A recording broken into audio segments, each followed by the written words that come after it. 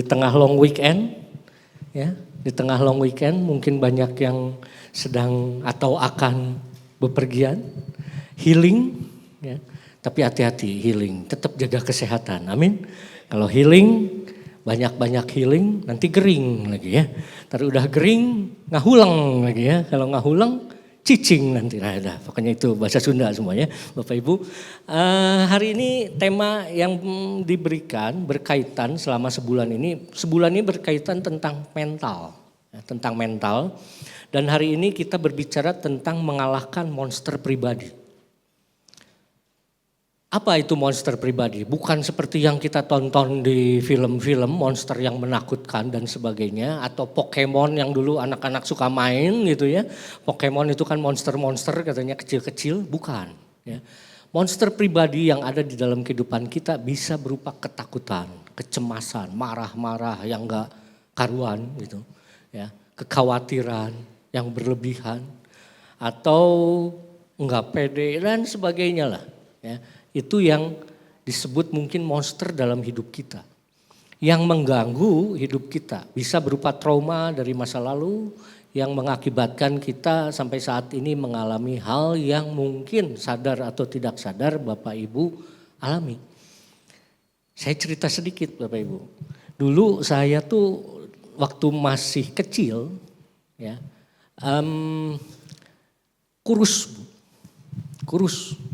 Ya sekarang juga sih masih agak kurus lah, puji Tuhan ya, walaupun mungkin agak perutnya aja lah yang sedikit maju ya. Tapi kurus ya. Dan orang tua saya waktu saya kecil tuh nyebut saya si peot Bapak Ibu. Bahasa Sunda tuh kurus ya, peot. Ya. Berjalan waktunya, waktu SMA teman-teman saya manggil juga si ipis katanya. Kalau bahasa Sunda tuh tipis ya, tipis karena kurus Bapak Ibu. Ya maklum lah anak-anak muda punya sebutan masing-masing dulu. Saya disebut si ipis katanya. Jadi kadang-kadang sampai sekarang kalau ketemu teman SMA saya, si ipis gitu ya. Wah ya saya sih biasa-biasa aja ya. Karena apa? Karena udah bisa memenangkan masalah monster pribadi itu Bapak Ibu. Berjalannya kuliah saya juga disebut si doyok katanya. Aduh kesian si doyok ini ya. Doyok disebut disamain sama saya yang ganteng gini. Aduh tapi ya begitulah disebutnya doyok ya. Jadi semua berbicara tentang apa ya body shame itu ya. Jadi ke arah tubuh. Tapi ya memang waktu kecil jadi nggak enak gitu, nggak enak hati ya. Dan itu bikin saya nggak pede Bapak Ibu. Nggak pede. Ya bayangin disebut si kurus, si peot gitu ya. Si ipis gitu kan nggak enak ya sebetulnya. Dan orang jadi aduh bandingin sama yang lain kayaknya enggak gitu banget gitu ya. Jadi enggak pede. Enggak berani saya di depan kayak gini Bapak Ibu. Enggak berani. Karena enggak pede. Ya. Dan berjalannya waktu ya saya cukup belajar juga banyak mengenai hal tersebut. Ya, kan itu bisa jadi trauma dalam hidup. Ya. Enggak tahu persoalan Bapak Ibu apa. Ya. Mungkin ada hal yang mirip waktu kecil. Kita sering diledek atau apapun, itu yang mengakibatkan kita trauma sampai saat ini. Beberapa hari lalu saya juga ketemu mentor saya. Dia bilang gini, dia ketemu sama orang yang mau konseling, suami istri, marah-marah, ribut-ribut. Karena masalah sepele sebetulnya. Si suami itu kalau disuruh nganter anaknya ke lapangan tenis nggak mau. Disuruh nganter basket nggak mau. Berenang boleh katanya. Loh kok jadi aneh milih-milih. Ya, milih-milih. Berenang boleh tapi kalau basket, tenis nggak mau. Nah, istrinya kan marah. Aduh gue capek nganterin gini. Mestinya lu dong gitu ya. Jadi ribut cuman gara-gara gitu. Itu kan sepele sebenarnya. Konseling akhirnya mereka puji Tuhan mau konseling. Konseling sama mentor saya itu.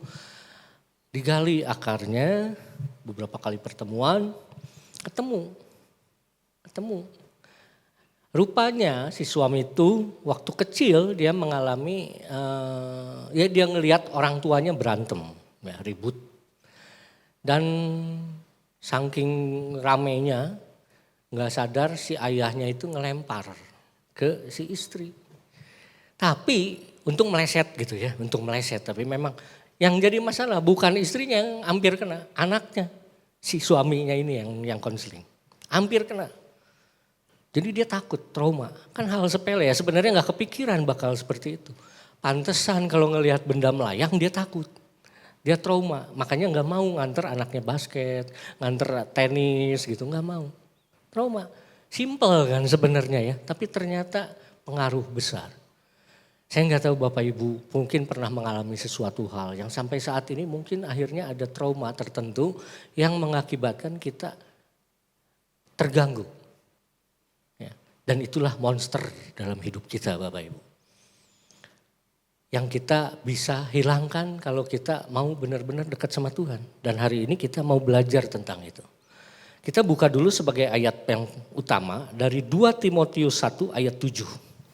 2 Timotius 1 ayat 7. Judulnya tadi monster, mengalahkan monster pribadi. Ini belum ganti ya? Apa nggak bisa?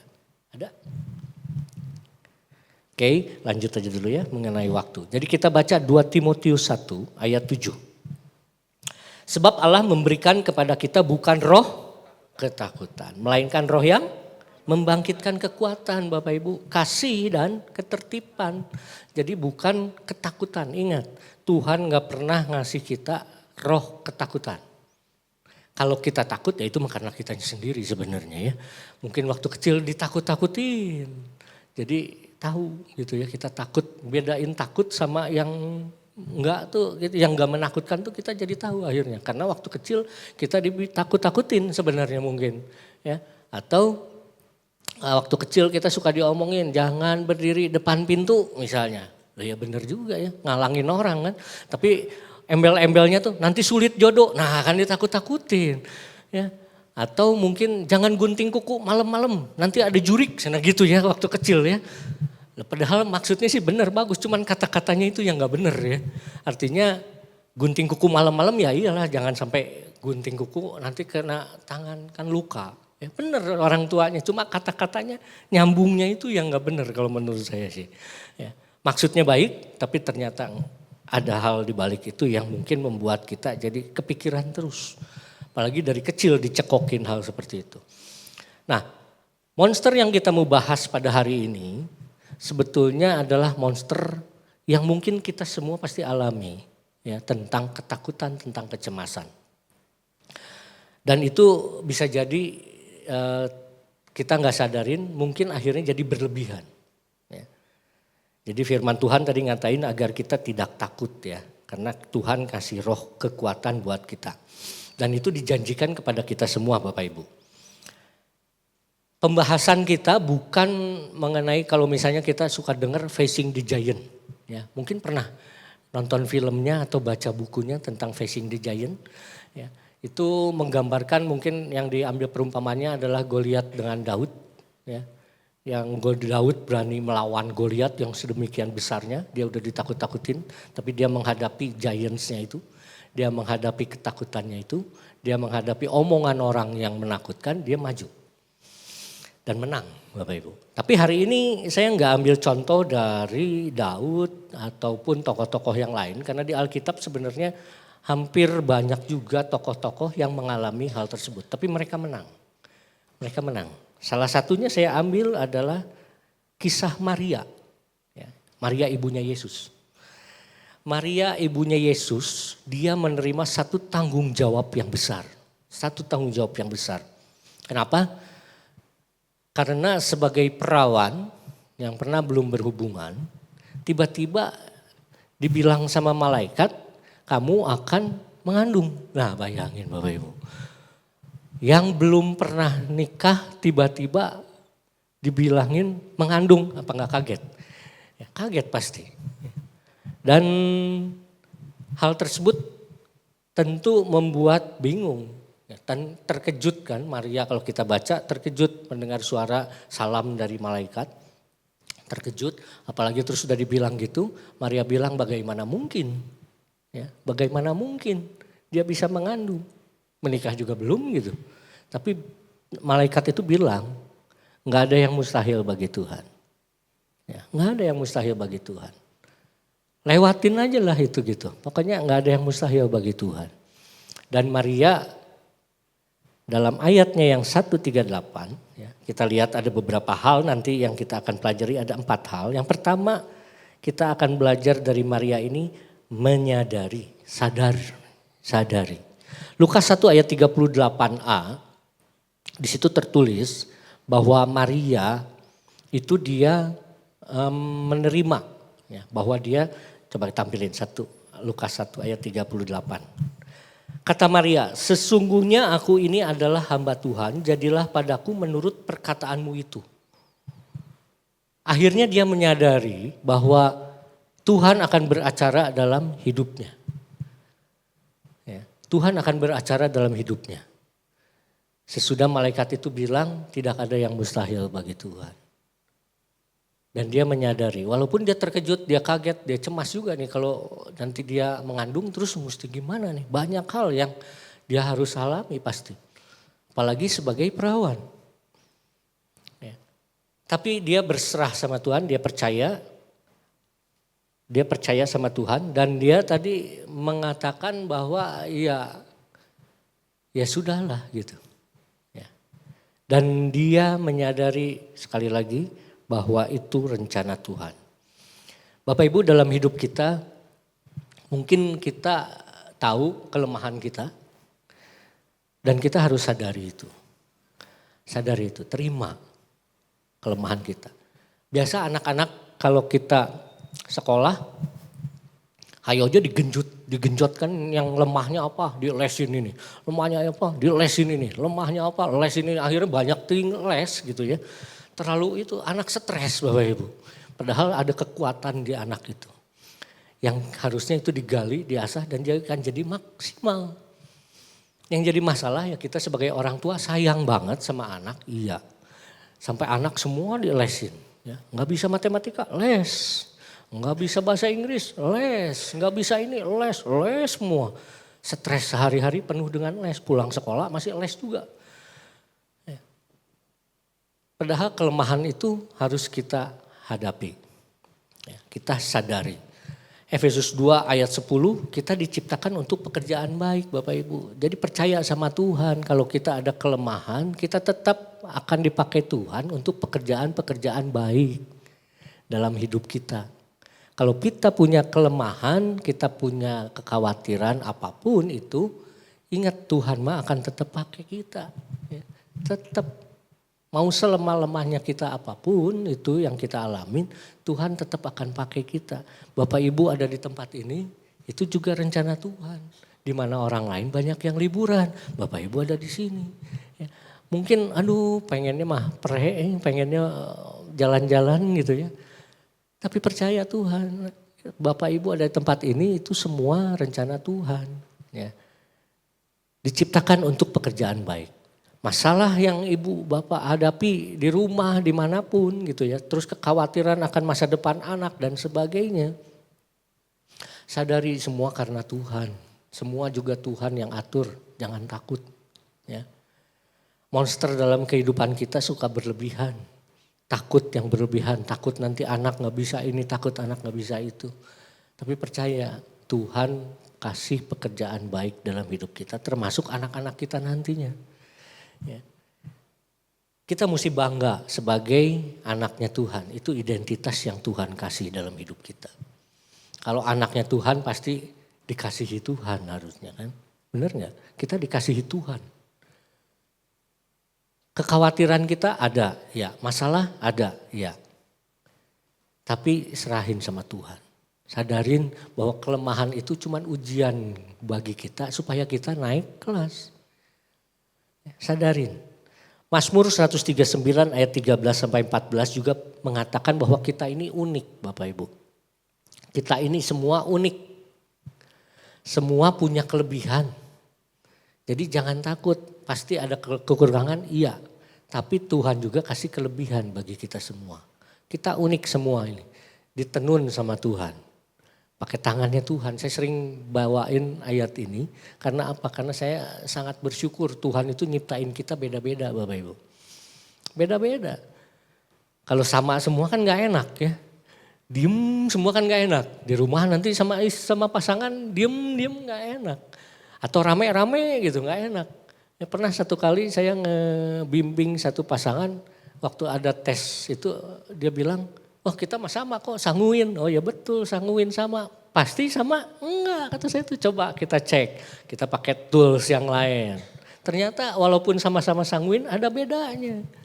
Ada bedanya. Ya. Dan itulah hebatnya Tuhan. Kembar identik pun enggak akan persis sama. Ya. Hebat Tuhan. Jadi sadari walaupun kita ada kelemahan, iya, tapi Tuhan kasih kekuatan juga sama kita.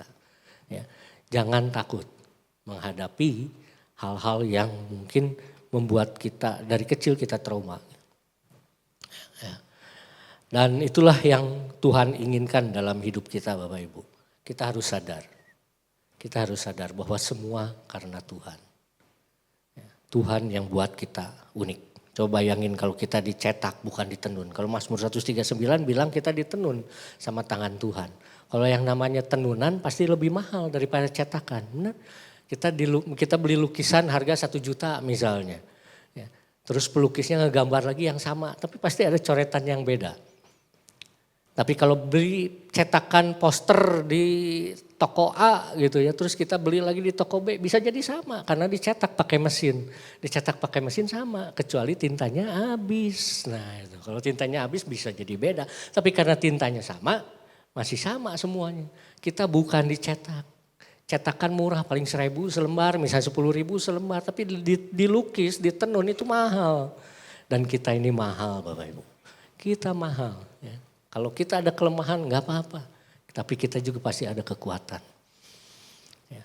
Sadari kita manusia yang lemah, manusia yang gak sempurna di mata Tuhan. Ya, tapi Tuhan kasih kelebihan buat kita semua. Ya. Anak kebutuhan khusus pun punya kelebihan Bapak Ibu. Ya. Beberapa kita ada pelayanan anak kebutuhan khusus di gereja udah mulai ada. Kalau saya lihat, pertama memang kesian ngelihat mereka ya. Kayaknya, tapi mereka tuh luar biasa. Nggak mau peduli ya kelihatannya orang-orang mungkin nggak peduli sama dia. Tapi mereka anak-anak itu ternyata walaupun gitu ada kepeduliannya. Luar biasa. Jadi ada kelebihan, pasti kita semua punya kelebihan. Ya. Sadari kelemahan kita nggak apa-apa. Tapi kita semua punya kelebihan. Amin. Itu yang pertama. Jadi kita bisa belajar dari Maria, dia menyadari bahwa dia dikasih tanggung jawab yang besar sama Tuhan. Dia punya kecemasan, iya. Kita semua sama, kita semua juga sama. Kita dikasih tanggung jawab yang besar sama Tuhan. Dalam keluarga kita membesarkan anak. Dalam pelayanan mungkin ada yang jadi pemimpin.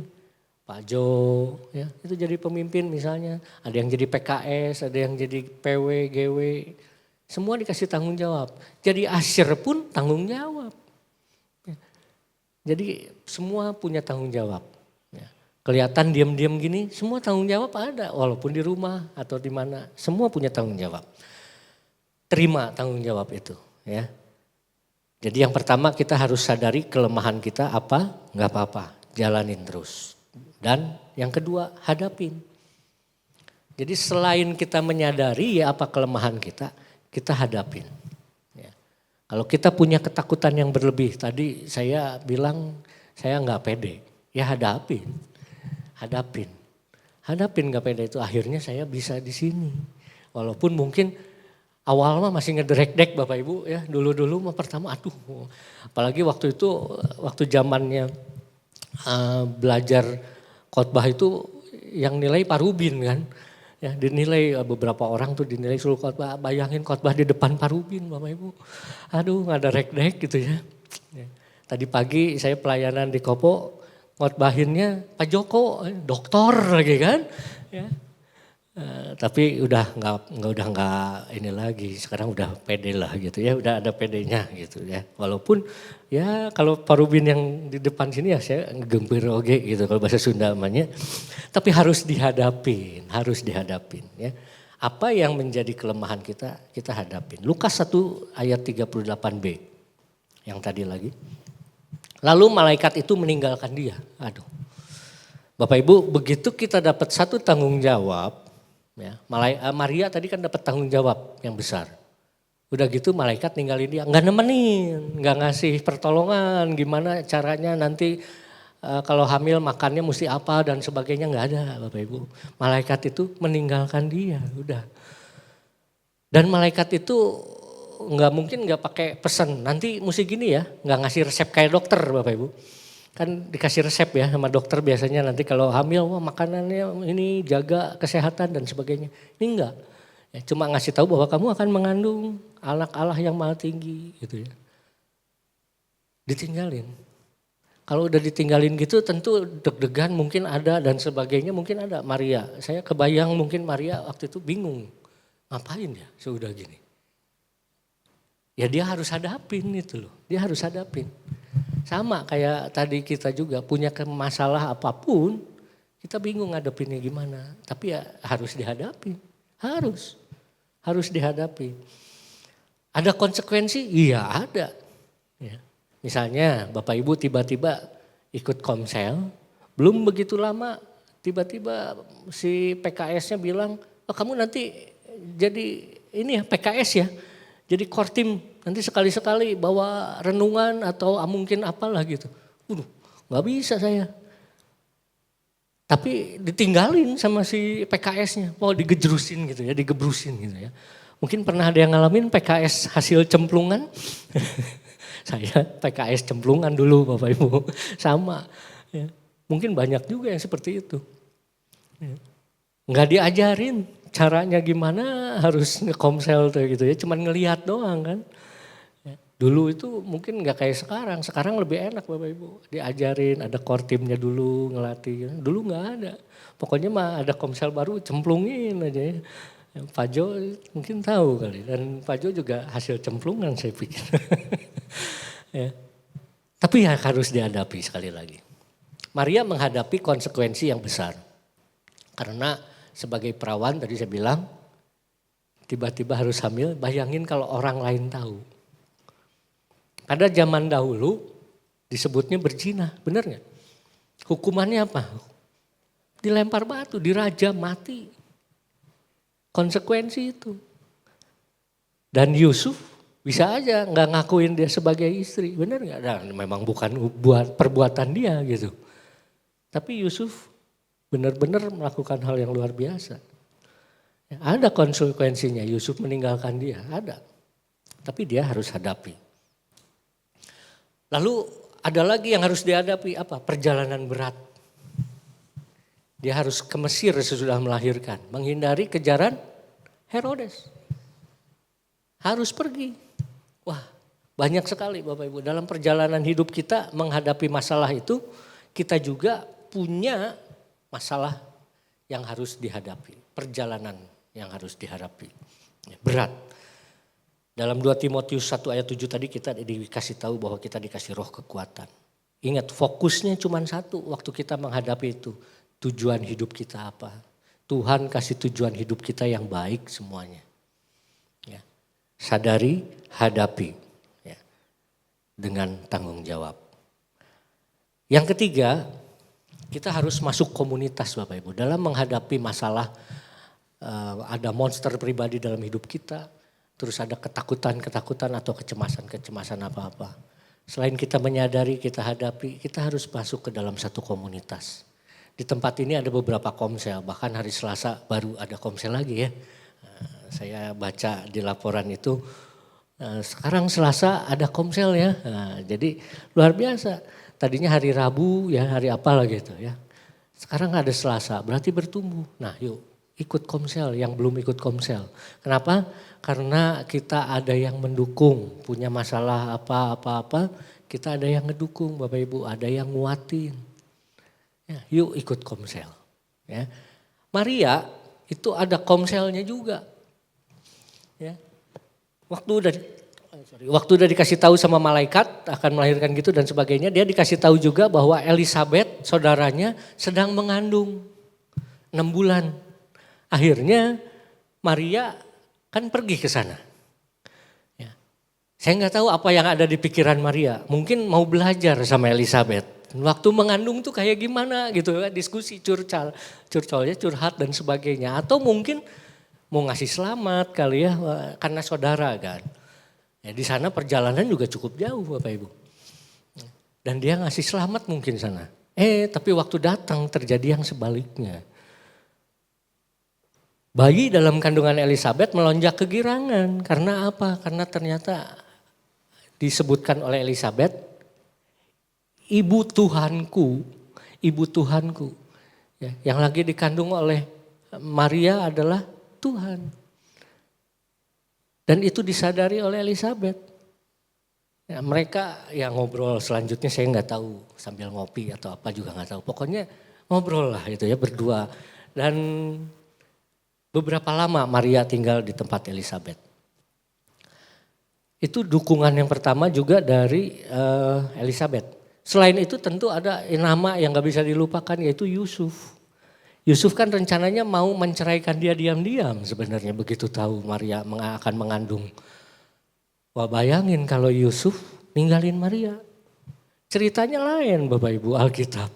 Ya, tapi puji Tuhan semua udah diatur sama Tuhan. Jadi kita harus hadapin, benar. Rencana Tuhan tuh gak pernah salah dalam hidup kita. Gak pernah salah. Ya. Masuk komunitas, nanti akan ada yang ngedoain, akan ada yang curhat, kita bisa curhat. Cuma hati-hati juga di komsel juga curhat mesti tetap pilih-pilih orang juga Bapak Ibu. Hati-hati. Jangan-jangan nanti cerita kita dari komsel ke komsel ya.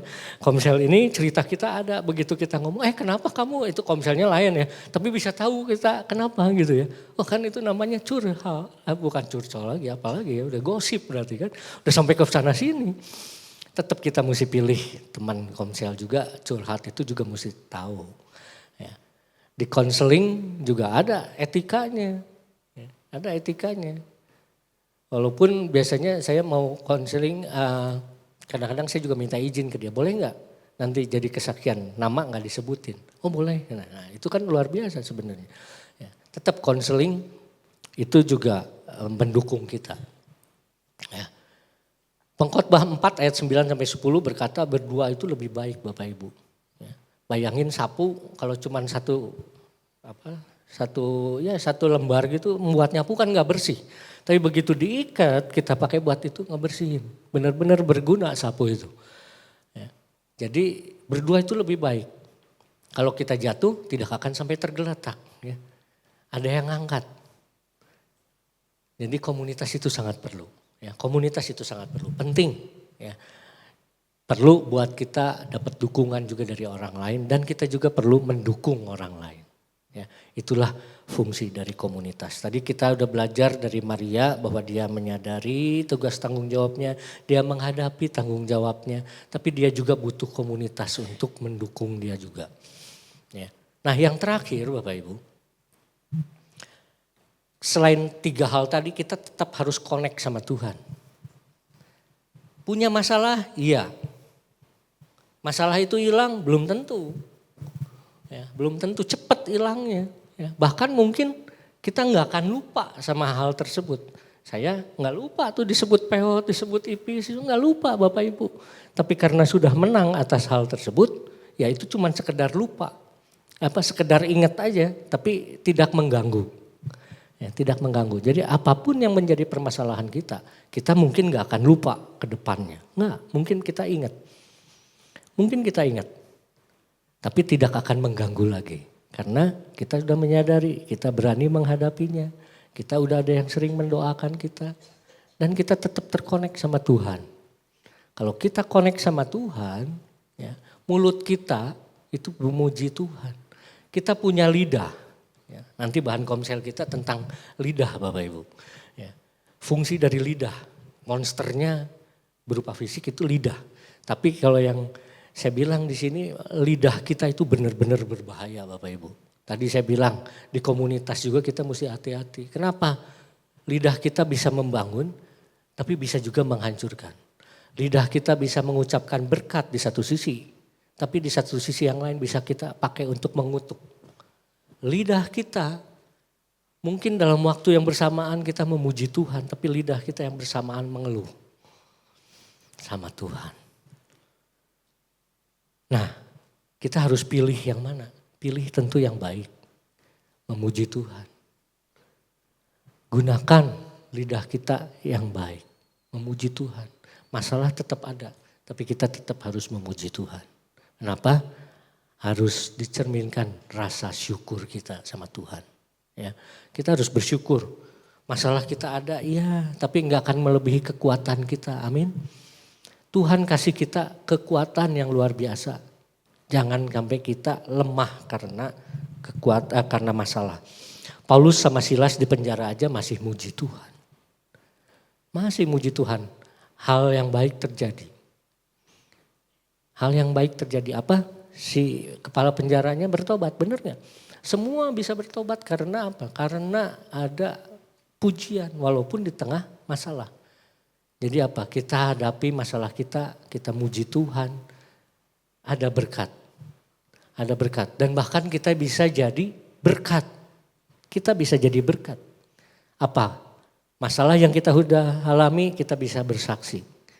Orang yang punya masalah yang mungkin sama dengan kita, dengan kesaksian kita, dia bisa dikuatkan. Itu fungsinya lidah kita. Jadi saksi. Bukan jadi kutuk buat orang lain. Ya. Saya mau kasih lihat satu klip, coba kita lihat.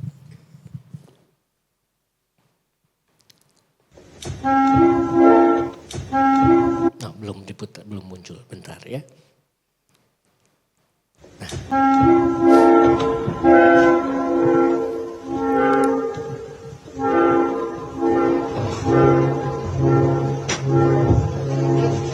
Kasihan ini ibu-ibu sebenarnya. Maaf ibu-ibu ya. Ibu-ibu nggak ada yang kayak gini lah. Ini mah di klip aja tuh ya. Sampai pakai ekspresi. Di apa ya? Dicontohin segala tuh segitu gitu kan. Waduh. Ya. Serius banget gitu ya. Pakai gaya. Waduh. Wah. Matanya sampai melotot. Waduh. Ya. Tapi ini cuma di sana. Udah cukup kesian ibu-ibu. Ibu-ibu di sini nggak ada yang kayak gini, nggak ada. Ini di sana tadi ya. Oke, jadi kita harus pakai lidah kita yang benar Bapak Ibu. Ya. Nggak usah kayak tadi, ya. Nggak usah kayak tadi. Kita harus pakai lidah kita yang benar. Di situ tertulis luar biasa tulisannya ya. Volumenya makin kecil, itu gosipnya semakin akurat katanya. Ya. Jadi kalau kita lagi ngedenger orang, ngelihat orang yang lagi bisik-bisikan gitu ya. Oh jangan-jangan ngegosipin kita, jangan-jangan bener lagi gosipnya gitu ya. Nah hati-hati. Ya dinding tak ada telinganya katanya ya. Jadi kita kalau ngomongin orang itu juga aduh hati-hati sampai kedengeran sama orangnya lagi kan. Akhirnya bukan jadi berkat tapi ribut sama orangnya. Bener gak? Atau orang itu malah jadi punya monster baru. Apa? Sakit hati sama kita. Ya. Dan sakit hatinya gak tanggung-tanggung. Ngelihat kita pergi langsung gitu. Ya. Itu juga harus diberesin. Apa? Kitanya minta maaf sama dia. Bener gak? Itu banyak sekali hal-hal yang mungkin membuat kita gak sadar. Kita juga bisa menciptakan monster dalam hidup orang lain. Monster di kitanya hilang, orang lain yang jadi ada. Akan jangan sampai gitu juga. Ya. Kita harus menciptakan monster-monsternya yang baik Bapak Ibu. Ya, binatang peliharaannya yang baik lah. Jangan sampai ngomongin kalau di Sunda ini ada yang disebutnya kadang-kadang sesama ini cowok-cowok gitu suka ngomong A belakangnya G itu. Ya, biasa-biasa aja lagi disebut gitu teh mau lagi kan. Ya, biasa-biasa aja. Ya kita belajar jaga mulut kita juga. Ya. Jaga mulut kita, jangan disebut-sebut seperti itu. Ya. Tapi kita jadi berkat ngomongnya. Terus puji Tuhan, jangan ngeluh. Amin. Nah sebagai penutup Bapak Ibu. Sebagai penutup kita harus bijak hadapi monster. Saya undang tim PW untuk maju. Sebagai anak-anak Tuhan di dunia yang saat ini makin gak enak. Ya, kita harus tetap bijak menghadapi monster-monster itu. Apa? Jaga mulut kita lah. Ya, lidah kita. Supaya kita juga jangan menciptakan monster di hidup orang lain. Yang mungkin ketakutan-ketakutan akan muncul juga di orang lain. Ketakutan di diri kita hilang, tapi diri orang lain malah jadi ada ketakutan-ketakutan yang baru. Kita harus bijak. Ya. Yang kedua, kita harus sadari dan jangan khawatir. Kita harus sadar apa yang Tuhan jadikan dalam hidup kita. Jangan khawatir. Karena apa? Karena Tuhan selalu beserta kita. Tuhan yang kasih kekuatan dalam hidup kita. Terus apa lagi? Hadapi tantangan yang ada. Hadapi dengan cara bagaimana? Dengan penuh tanggung jawab. Maria dikasih tanggung jawab yang besar, dia hadapi. Ada kecemasan? Ada. Ada keraguan? Ada kebimbangan? Ada ketakutan? Ada. Tapi dia tetap hadapi. Dan dengan penuh tanggung jawab. Serta iman, percaya kepada Tuhan. Bahwa semua itu semua Tuhan yang atur. Lalu berikutnya kita harus cari komunitas. Jangan lupa komunitas kita. Komunitas yang harus saling mendukung, saling mendoakan, saling menguatkan satu dengan yang lain. Bukan ngegosip. Ya, karena memang ngegosip itu digosok makin sip katanya ya. Tapi kita tidak menganut hal tersebut. Amin. Ya, yang kita ada adalah jadi worship gitu ya. Jadi bukan ngegosip tapi worship. Nah, pujilah Tuhan senantiasa. Itu yang harus kita lakukan. Jadi sesulit apapun, usahakan selalu terhubung dengan Tuhan. Amin. Maukah kita melakukan hal tersebut? Kiranya Tuhan yang menguatkan kita semua. Tuhan yang melakukan yang terbaik dalam hidup kita semua. Selama kita terkonek dengan Tuhan. Dan itu yang harus kita lakukan. Amin. Tuhan Yesus memberkati. Mari kita sama-sama bangkit berdiri. Kita nyanyi Ku Mau Sepertimu Yesus. Refrainnya aja ya. Ku mau sepertimu Yesus.